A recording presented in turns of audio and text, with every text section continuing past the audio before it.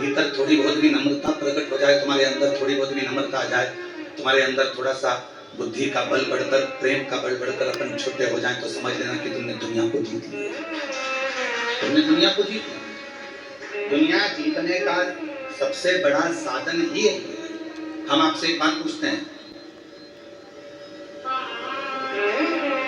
एक तलवार से तुम्हारे हाथ में चोट लग जाए, तलवार से, और एक छोटा सा तिनका तुम्हारा बिल्कुल छोटा सा तुम्हारी आंख में घुस जाए, दोनों में से सबसे ज्यादा तकलीफ कौन सा देगा?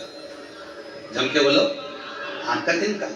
अब सोचो कि तिनका तो इतना सा है, पर तकलीफ कितनी दे रहा है।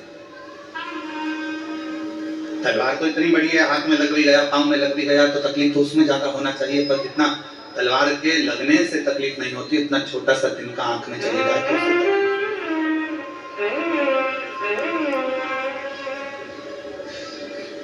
एक छोटी सी बात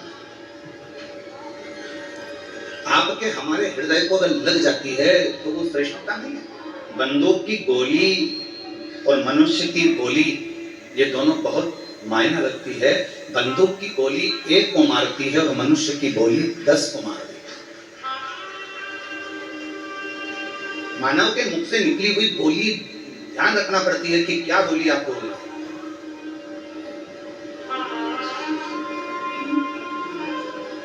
बड़ा समझ समझ कर बोलना पड़ता है, व्यासपीठ पर बोलते हैं तो बड़ा सोच सोच कर बोलना पड़ता है, तो भी लोग कितना बवाल मचाते हैं, आज दिन पुतले जला देते हैं।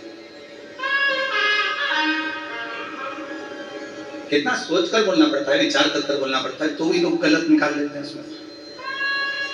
पर उस पर ध्यान नहीं दिया जाता, क्योंकि कबाड़े वाला जब तुम्हारे इधर आते हैं, कबाड़े वाले, भंगार वाले, अरे बोलो तो क्या बोलते हैं, भंगार वाला कि कबाड़ वाला? भंगार वाला। तो भंगार वाला, कबाड़े वाला जब रोड पर चलता है तो भंगार ही देखते देखते चलता है, कबाड़ा देखते देखते चलेगा। भंगार वाला अगर रोड पर चल रहा है तो भंगार देखते हुए चलता है, कबाड़े वाला चल रहा है तो कबाड़ा देखते हुए चलता है। और जब अच्छा व्यक्ति चलता है, कोई शंकर का भक्त अगर रोड पर चलता है तो शिव का मंदिर देखते हुए चलता है, शिवालय देखते हुए। दोनों में अंतर है। भंगार वाला भंगार देख रहा है, कबाड़े वाला कबाड़ा देख रहा है, अच्छा व्यक्ति अच्छा ही देख रहा है। और शंकर की कथा सुनकर जो शिव का भक्त हो जाता है, वो चलते चलते शंकर का मंदिर भी देखता है, उसके सपने में भी शिवलिंग आता है। गाड़ी पर बैठी बैठी मोटरसाइकिल पे पति के साथ जा रही है, तो सामने पेड़ के नीचे कोई ओटला दिखता है, भले उस पर शंकर जी नहीं है, फिर उसके शंकर जी बैठे हैं। फिर आगे चलती है, चलते चलते उसको किसी पेड़ के नीचे फिर कोई ओटला नजर आता है, फिर पति ने पूछा कि मेरे साथ चल रही है तो बार बार हाथ क्यों? शंकर जी हैं।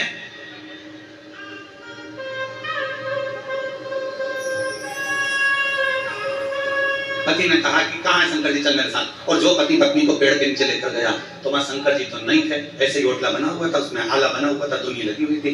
तो पत्नी से कहा कि देख शंकर जी है, तो भले नहीं है, ओटला तो है ना, चल।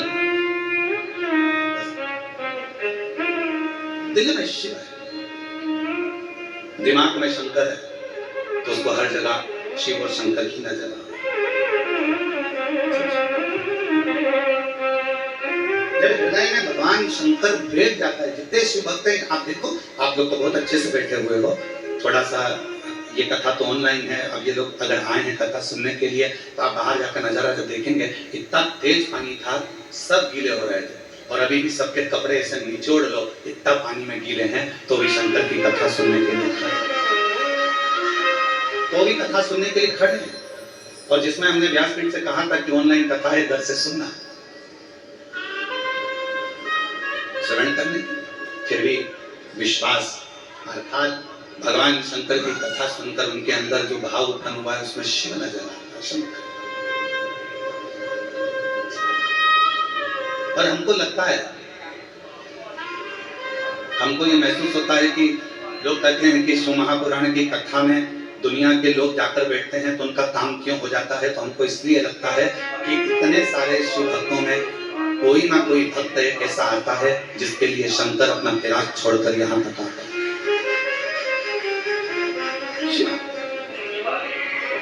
इतने भी, इतना गीला कौन गीला होता है? आज के जमाने में आप कथा देखिए, आपके शहर में छत्रपति संभाजी नगर में हो, जलगांव में हो, आपके क्षेत्र में जब कथा हो तो बैठने के लिए वीआईपी व्यवस्था देना पड़ती है, तब कोई कथा में आता है। 25 बार जाके कहना पड़ता है पत्रिका लीजिए कथा हो रही है, आना जरूर, तब कोई आता है। और इसकी तो सूचना नहीं है, छुपकर करना पड़ रही है, तो भी ढेर लगा हुआ। तो कोई भक्त तो होगा उससे मिलने के लिए शिवा जाता है। तो एक लाइन एक गीत की पर शिव जी पे सटीक बैठते, शंकर जी पे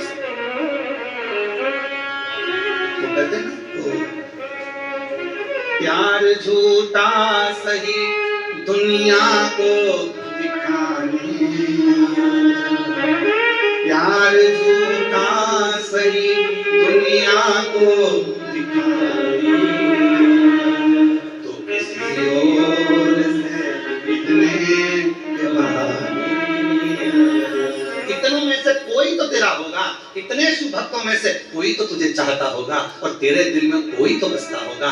कहा नामदेव, तुकाराम, मीराबाई, कर्माबाई, नरसिंह मेहता, प्रहलाद, ध्रुव, इन सब के किसी के लिए तो तू पृथ्वी पर वापिस आ जा, इन शुभ भक्तों के लिए और एक बार दर्शन देकर चले जा, तो हमको भी दर्शन उनके लिए आएगा तो हमको भी दर्शन हो सकता है कि कोई के लिए तू आए और हमको दर्शन हो, किसी अविरल भक्त के लिए। एक बेटी ने पत्र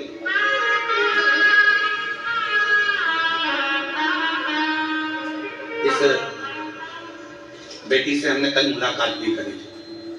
कल वो ऊपर हितेश बोले कि गुरुजी बच्ची है, आप 2 मिनट इसको मिलिएगा। बेटी आई है, आइए बेटी, नहीं आई आज, ठीक है। मैं मीराबंद छत्रपति संभाजी नगर की रहने वाली हूँ गुरुदेव। बाबा के एक लोटे जल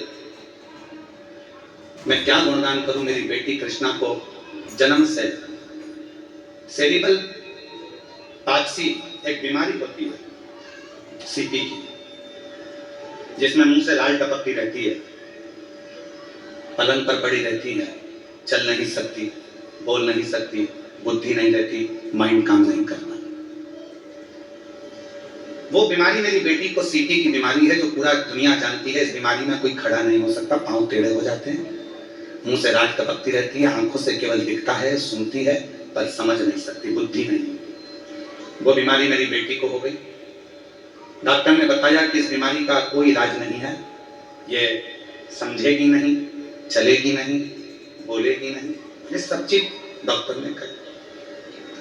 फिर भी हमने हिम्मत नहीं हारी और बेटी को पढ़ाने में लग गए, उसको संभालने में लग गए।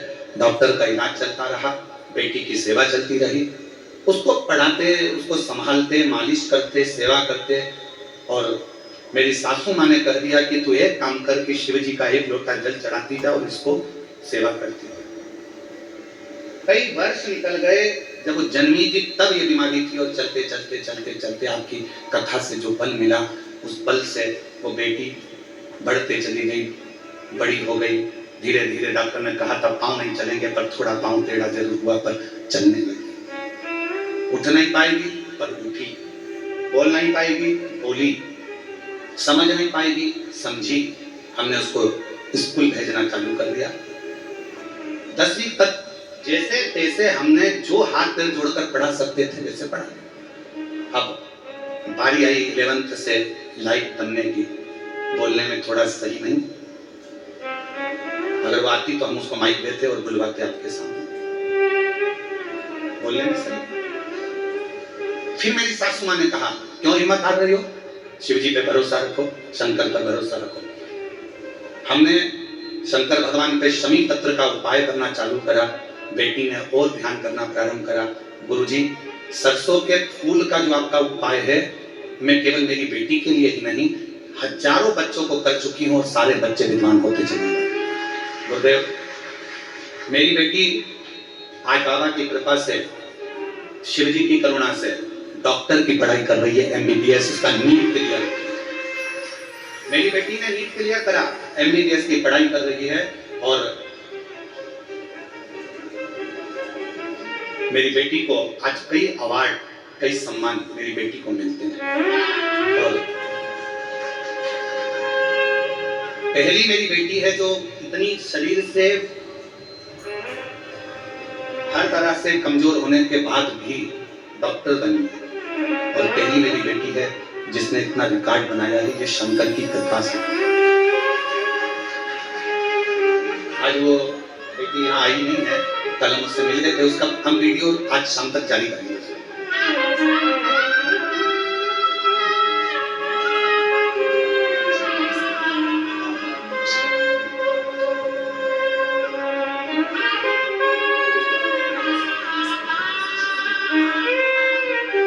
इनकी मम्मी है, बेटी अभी आई नहीं है, और पिताजी भी बाल्यावस्था में चले गए थे उस बेटी के, और माँ ने उसको पूर्ण तरह से शिव का भरोसा रखकर पाल कर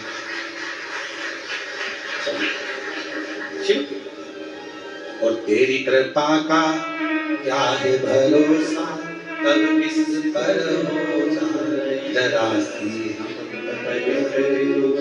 जरा सी, जिस पर भी हो गई तेरी कृपा करुणा वो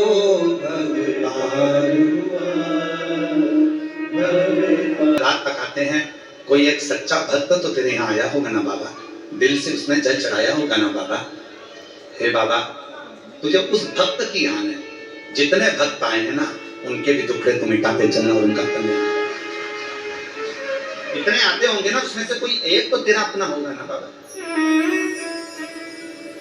कोई एक तो तुझे बहुत प्रेम करता होगा ना बाबा, तो उससे मिलने आ जाएगा। और जब तू, हमने देखा है, हम नारखेड़े जी के यहाँ पर जब बहुत पहले गए थे, तो नारखेड़े जी के घर पर जब लगभग 7-8 साल हो गए होंगे, 7-8 साल पहले जब हम घर गए थे इनके, तो इनसे ज्यादा सबसे ज्यादा पूछते इनके पड़ोसी। इनके घर में तो जनता भरी हुई थी और पड़ोसी इनके घर में भरे हुए थे, बड़े आराम से दर्शन कर रहे थे, आनंद ले रहे। तो किसी के बहाने भी कोई आ जाए तो दूसरों को लाभ तो मिलता है ना। जैसे नालखेड़े जी पाटिल जी कथा कर, हम पाटिल जी के लिए घर गए तो हमने देखा उनके घर की गली के अंदर सब भरे पड़े हुए थे, तो वो फायदा भरे बुलाया इनने, कथा जजमान बनेंगे, और आज लाभ तो पूरे कृष्णेश्वर क्या पूरी दुनिया को ऑनलाइन कथा का प्राप्त तो हो रहा है। हे शिव, हे शंकर, करुणा सागर, करुणा करने वाले है, दया करने वाले दयालु, तू करुणा महाराज।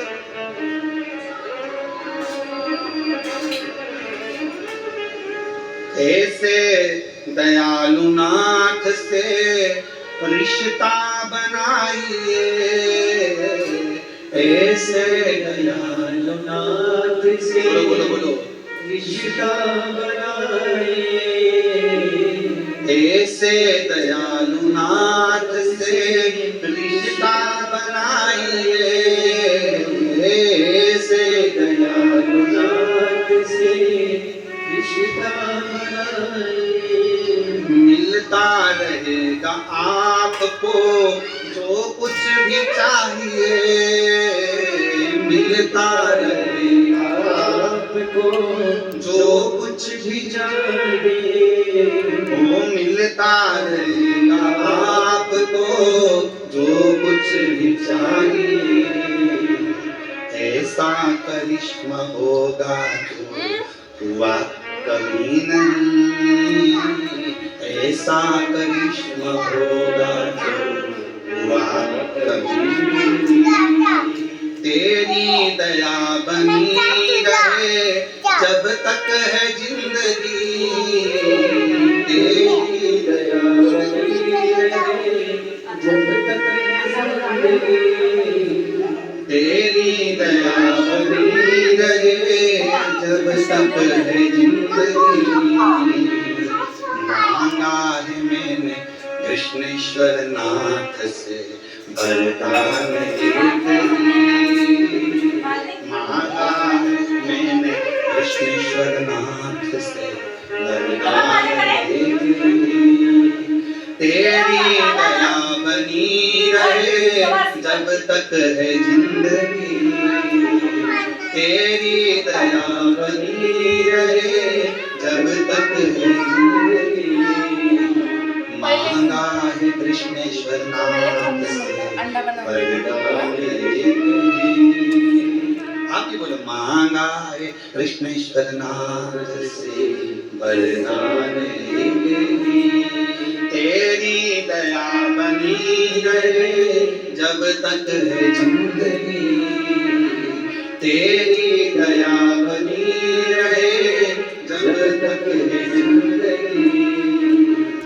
मांगा है बाबा से वरदान एक ही, मांगा है भोले बाबा से वरदान एक ही। और फिर इस भजन की एक लाइन अपनी बुद्धि में बिठा कर रखिएगा, ऐसे दयालु नाथ से रिश्ता बनाइए, ऐसे दयालु, पीछे वाले बाहर वाले अंदर वाले सब बोलो, रिश्ता बनाइए, ऐसे दयालु नाथ से रिश्ता बनाइए, ऐसे दयालु नाथ से रिश्ता बनाइए, ऐसे दयालु नाथ से रिश्ता बनाइए, ऐसे दयालु नाथ से रिश्ता बनाइए।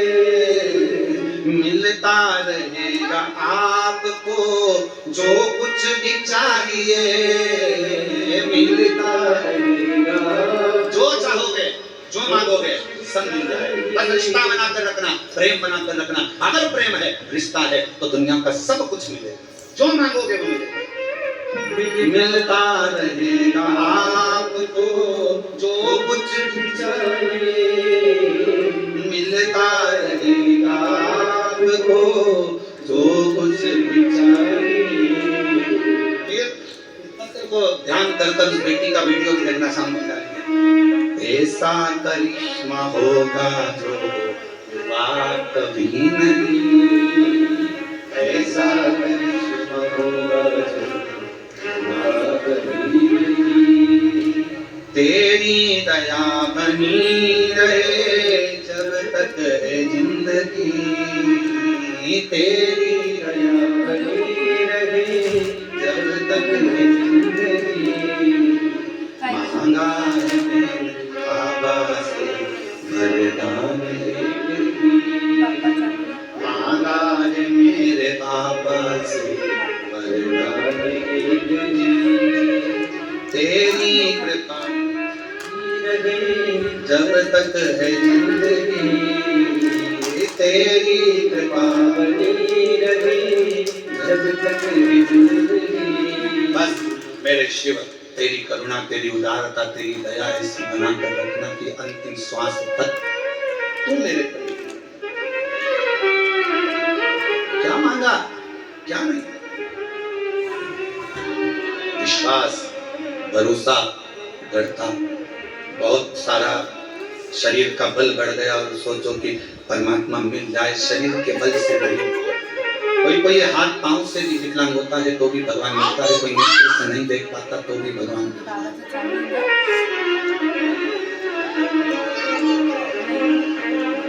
हम आपसे पूछें, उत्तर दीजिएगा जरा बेरुल वालों। कोई मुख से गूंगा है, नहीं बोल सकता, तो क्या भगवान उसको नहीं मिलेगा? बोलो, जम के बोलो, मिलेगा ना। मुख से भगवान को मतलब ही नहीं। कोई सुनाई नहीं देता, किसी को बहरा है तो क्या भगवान नहीं मिलेगा? भगवान को तेरे कान से मतलब ही। कोई चल नहीं सकता तो क्या भगवान नहीं मिलेगा? तेरे पांव से भगवान को मतलब ही। भगवान को मतलब किस चीज से? तेरी आंखें नहीं है तो भगवान को तेरे उस आंख से मतलब। मेरे भोलेनाथ को किस चीज से मतलब है? तो शिव महापुराण की कथा करती है, तुम्हारे दिल से, बस मन से जो पुकारते हो उससे परमात्मा। हाथी, श्रीमद् भागवत में चरित्र आता है गज और का। हाथी कौन से कॉलेज में पढ़ा था जिसको भगवान मिल गया?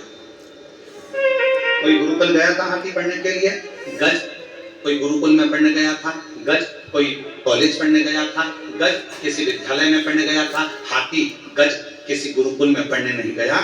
ना उसको संस्कृत आती थी, ना हिंदी आती थी, ना कोई भाषा आती थी। वो तो अपने दिल की भाषा से, जब उसके पांव को मगर ने पकड़ लिया, ग्रह ने पकड़ लिया, तब वो हाथी परिवार वालों से देखा कोई नहीं आया, तब वो हाथी ने परमात्मा को पुकारना प्रारंभ करा और दिल से पुकारा तो वह नारायण दौड़ कर आ गया। भगवान दिल की भाषा का, मन की भाषा का।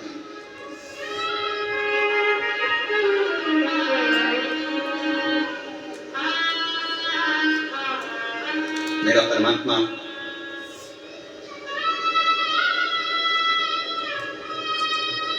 केवल हृदय की भाषा जानते हैं, नेत्र से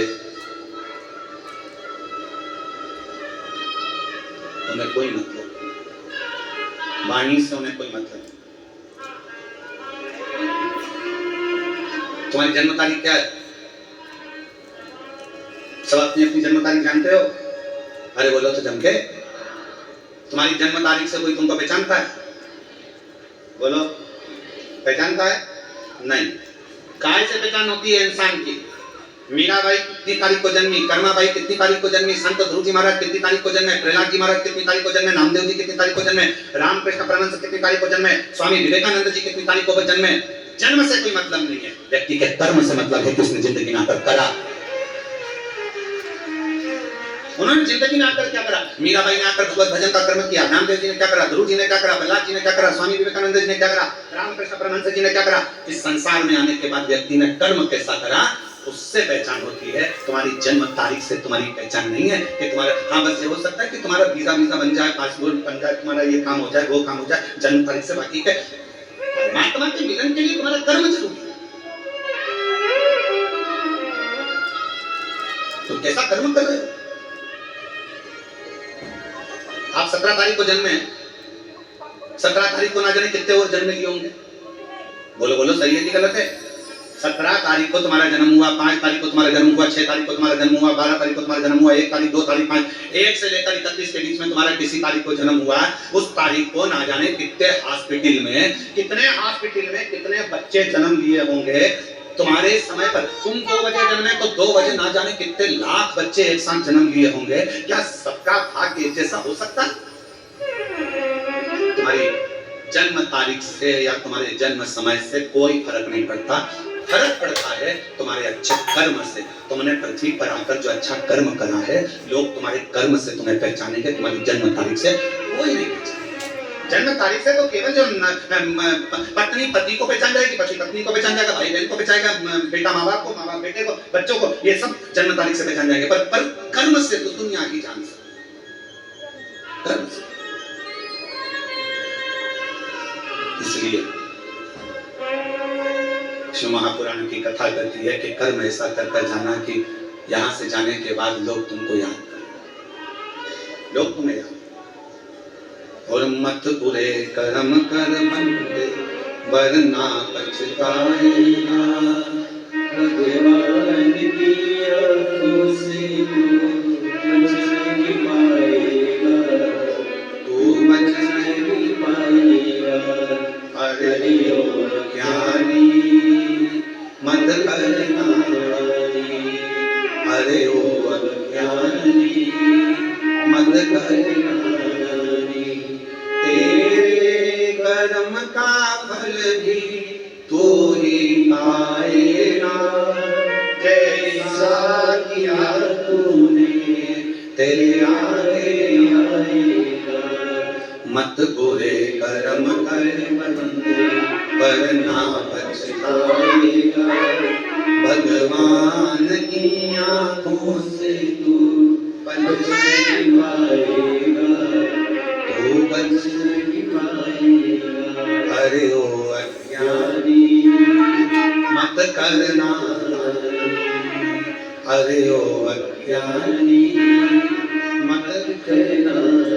कौन पहचानेगा तुम्हारी जन्म तारीख 15 है, 16 है, 10 है, 20 है? इससे कौन जानेगा आपका कर्म कैसा है? उससे लोग पहचानते हैं। क्यों? माता सती से ज्यादा माता पार्वती को पूछा। सती माता अपने शरीर को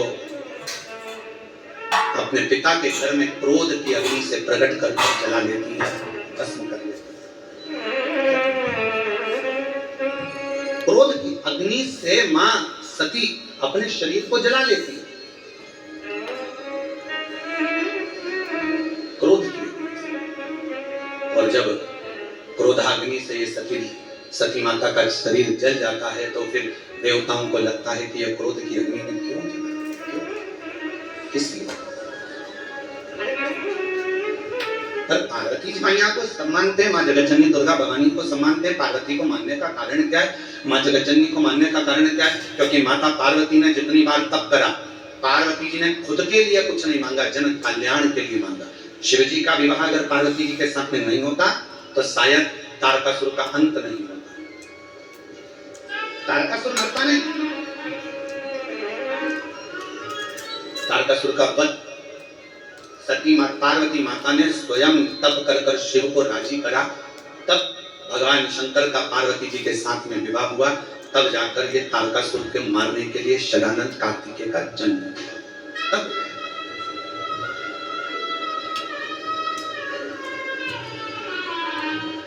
आप सबको मालूम होगा एक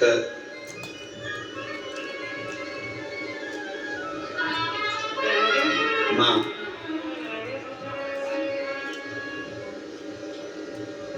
दुर्गा भवानी का एक नाम माँ पार्वती का रक्तदंतिका है। क्या नाम है? जम के बोलो, रक्तदंतिका। दुर्गा सप्तशती के 11वें अध्याय में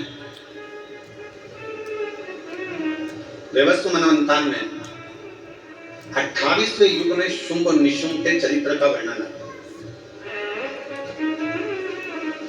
और शुंभ निशुंभ को मारने के बाद मां दुर्गा भवानी एक विप्रचिति नाम का एक असुर हुआ, और यह विप्रचिति एक ही काम करता था। जब इसका जन्म हुआ विप्रचिति का, असुर प्रवृत्ति का था, कहीं पर धार्मिक आयोजन नहीं होने देता था। कोई सत्कर्म हो रहा है, कोई भजन हो रहा है, कीर्तन हो रहा है, मंत्र जाप हो रहा है, मंत्र माला हो रही है, तो विप्रचिति उसको समाप्त कर देता था। ये विप्रचिति का नियम था। पितरों के पास में अगर कोई भाग जा रहा हो, पितृलोक में अगर कोई भाग जा रहा है, तो पितृलोक के भाग को भी विप्रचिति खुद खा लेता, खुद धारण करता। इतना भयंकर असुर था विप्रचिति कि देवता सब त्रस्त थे उससे। एक बार भगवान ब्रह्मा जी ने भगवान नारायण से पूछा कि ये विप्रचिति का वध कौन करेगा, इस विप्रचिति का संहार कौन करेगा? तो कहा पितरों की 3 कन्याएं, मैना, धन्या और कला। मैना जी के घर में मां पार्वती का जन्म होगा, और पार्वती जी जब अपने नाना जी से मिलने के लिए पितृलोक जा रही होंगी और ये विप्रचिति उनको रोकेगा, तब उनके भाग को रोकेगा, उनके अन्न भाग को रोकेगा, या उनके पुण्य भाग को रोकेगा, तब मां पार्वती इनका संहार करेगी। कितना सुंदर व्याख्यान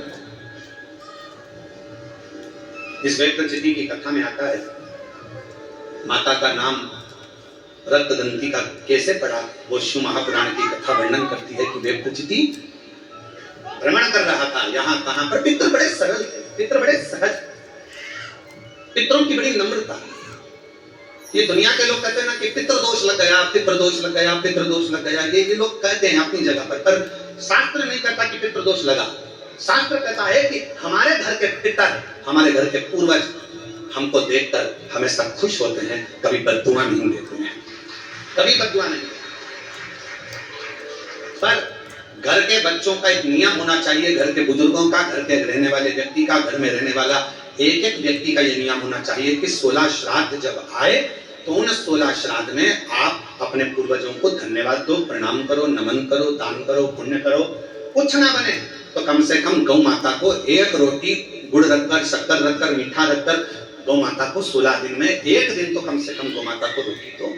ये श्राद्ध के बाद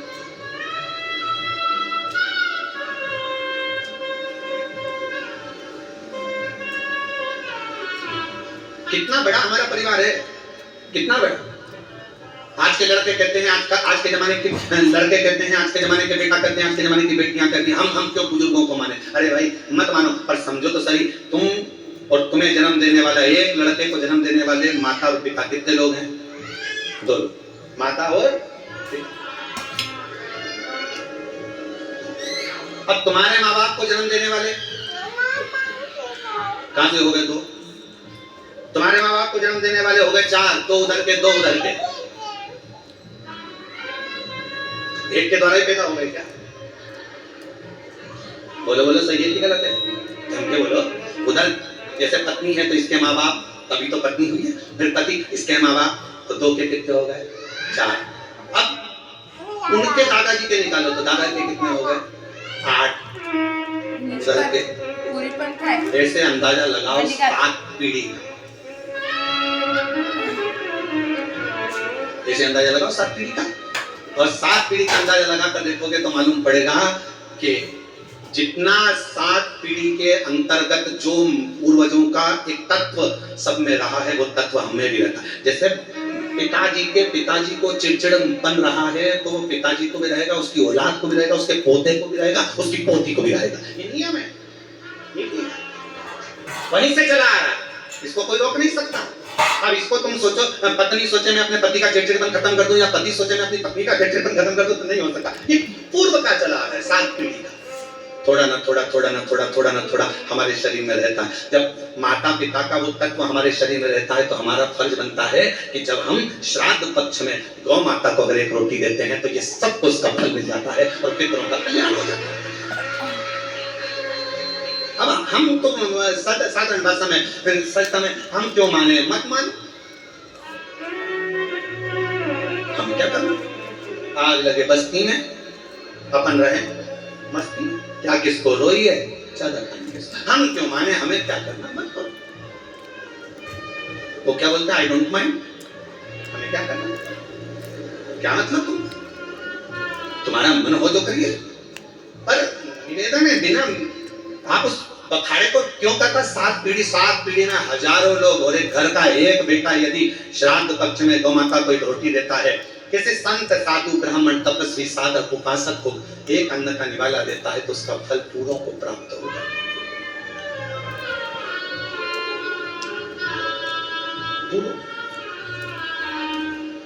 और इससे ज्यादा, बेटे से ज्यादा फल एक लड़की एक बहू को प्राप्त होता है।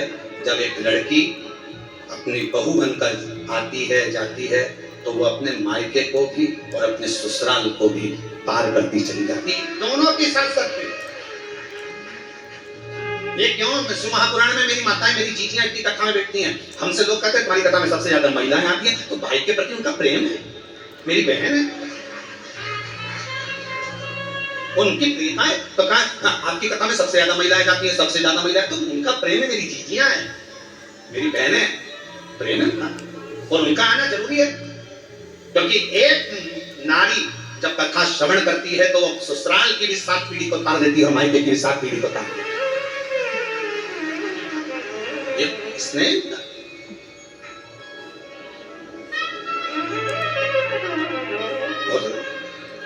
उनका हृदय को भाव से जो पुकार रही है, भाव से जो भगवत भजन कर रही है, उसको प्राप्त कर।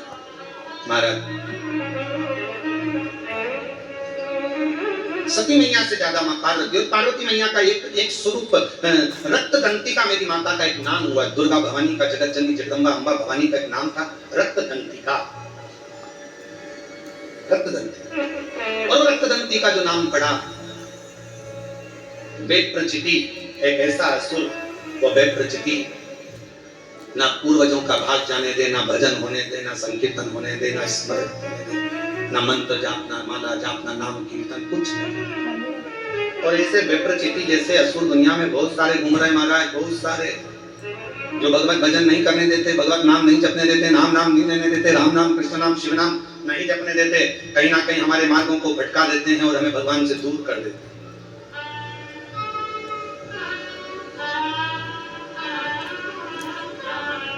विप्रचिति जैसे असुर ढेर सारे तो भगवान के नाम से दूर हटा देते।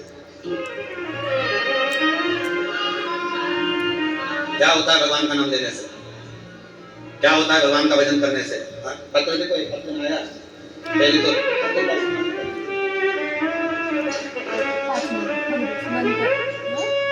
नंतर तुला मी माखनाचं नाम देणार, शुभ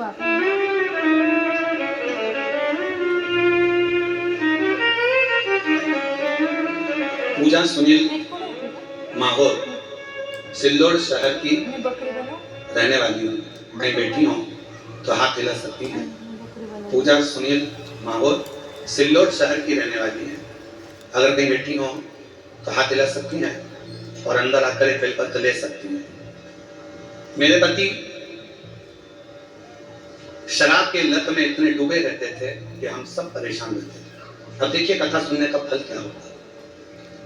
ऐसा दुनिया का कोई काम नहीं है जो हमने शराब छुड़ाने के लिए नहीं करा हो, सब कुछ करा, फिर भी शराब नहीं छूटी।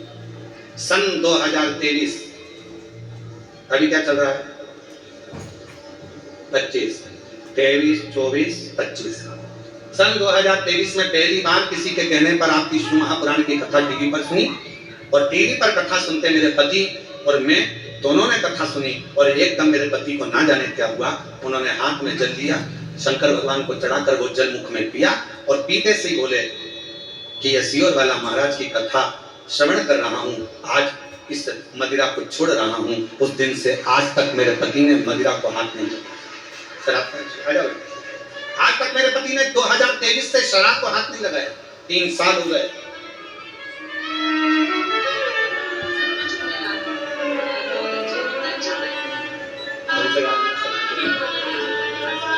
गांव में सरपंच हैं दीदी, एक बार जोरदार ताली बजाओ उनके लिए।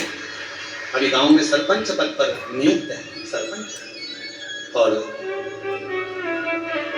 शिव पर भरोसा कितना कितना। कौन सा गांव बताया था? हाँ टेम्पल वही ना, त्रिलोचन के का बेटा।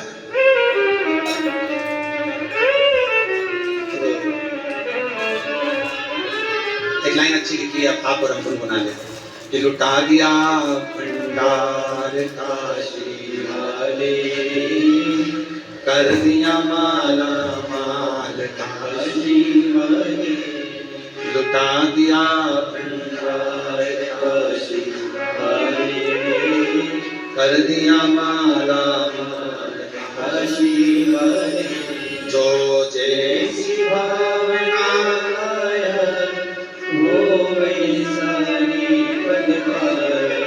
अच्छा है।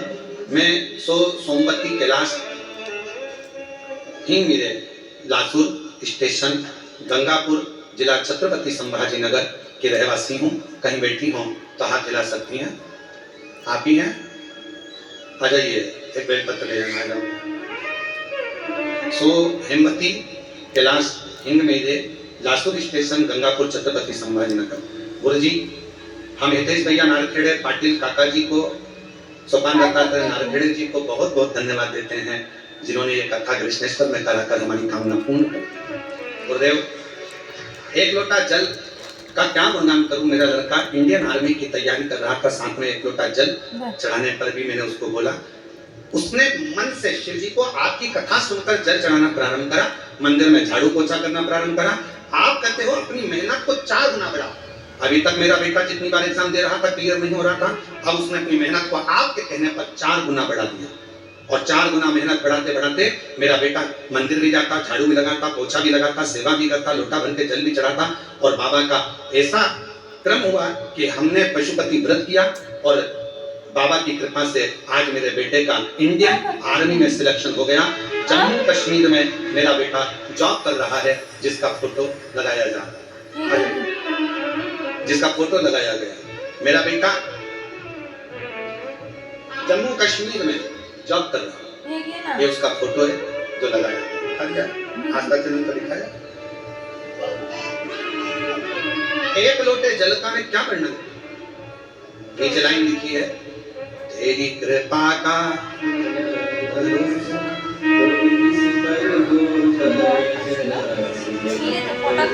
होता ना पागल। तेरी कृपा का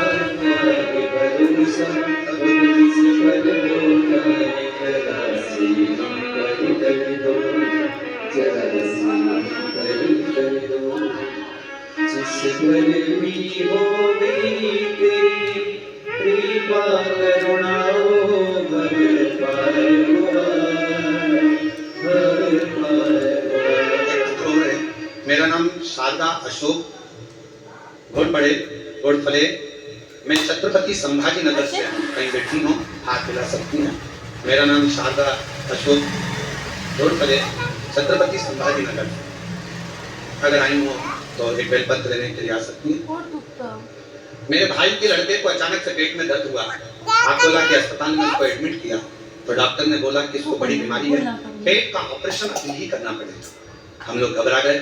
हमने उससे कहा डॉक्टर साहब से इसको 2 दिन की छुट्टी दो, हम फिर वापिस आएंगे, ऑपरेशन कराएंगे। हम उसको लेकर आ गए, दवाइयाँ ले आए और ऑपरेशन की तारीख निकलवाई। गुरुदेव, सारा घर नेत्रों से नीर बहा रहा था, रो रहा था। तब किसी ने कहा कि चिंता मत करो, शंकर भगवान पर अशोक सुंदरी वाली जगह पर जल चढ़ाओ, घी लगाओ और उस घी को लगाकर उस बेटे के शरीर पर लगाना प्रारंभ करो। हमने थोड़ा सा घी अशोक सुंदरी वाली जगह पर चढ़ाया, बेलपत्र चढ़ाया, जल चढ़ाया, वो सब उस बच्चे को देना प्रारंभ करा। हम लोग हॉस्पिटल गए।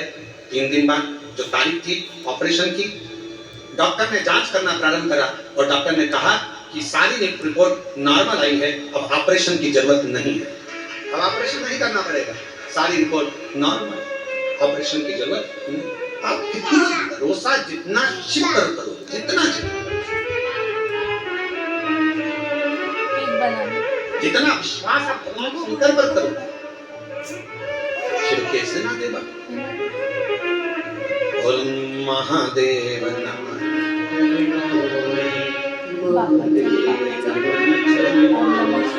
स्वीकार सदा किया है मेरा भी उद्धार कीजिए, उद्धार कीजिए। हे त्रिपुंडधारी, हे त्रिशूलधारी, हे त्रिपुंडधारी, हे त्रिशूलधारी। चरणों में तेरे बाबा जी पावन है चारों धार, देव करते वंदना तुझे है सीतारा। हो जाए पूरी कामना, हो जाए पूरी कामना, उपकार कीजिए सबका किया है मेरा भी उद्धार कीजिए, उद्धार कीजिए।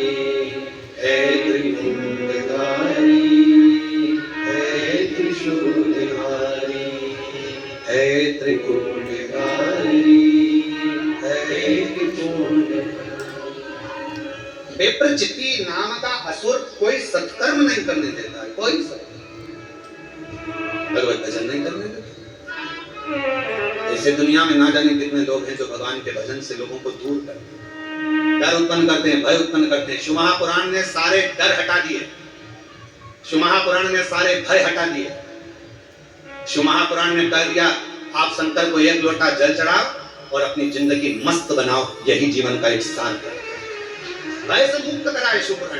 पहले लोग डराते थे शंकर मंदिर मत जाना, गर्भवती नारी है तो शिव को जल मत चढ़ा। कौन से पुराण में लिखा, कौन से शास्त्र में लिखा कि नारी गर्भवती हो जाए तो शंकर जी को जल मत चढ़ा, शंकर जी के मंदिर नहीं जा, शिव जी की आराधना न करे। कल हमने पत्र पढ़ा था, उस पत्र में लिखा था कि 9 महीने तक वो महिला शिव के मंदिर जाती रही और सबने कहा था कि इसके घर में लड़की होगी, क्योंकि 2 पहले थी तो कहा कि लड़के का योग नहीं है, पत्रिका दिखा दी, हाथ दिखा दिया, सब महाराज ने कह दिया लड़की होगी, लड़की होगी। शंकर पर भरोसा करा, पूजन करी, 9 महीने जाती रही, आखिर में पुत्र रत्न की प्राप्ति हुई। ये शिव करता है।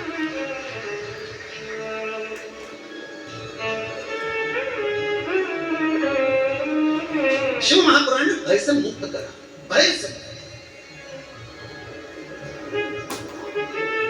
कई लोग कहते थे गुरुजी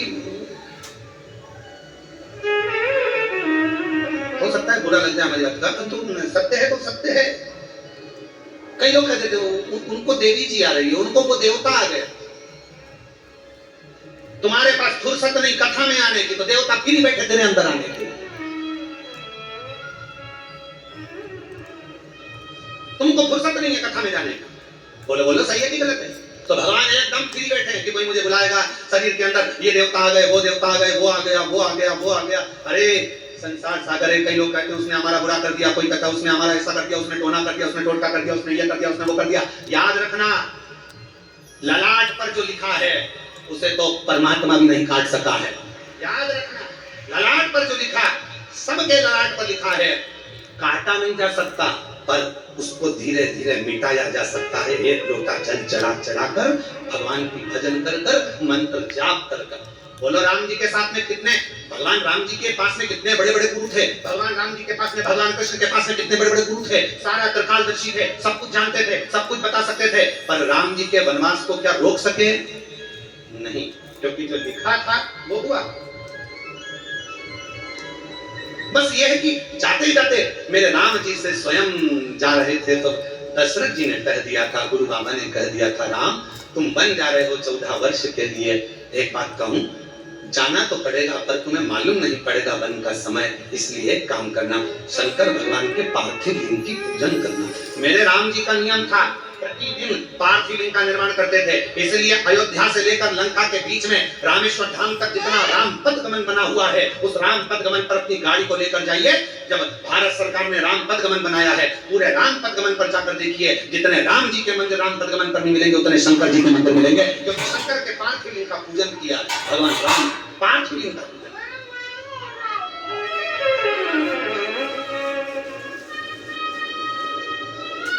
शिव आराधना का फल ही यही है। शिव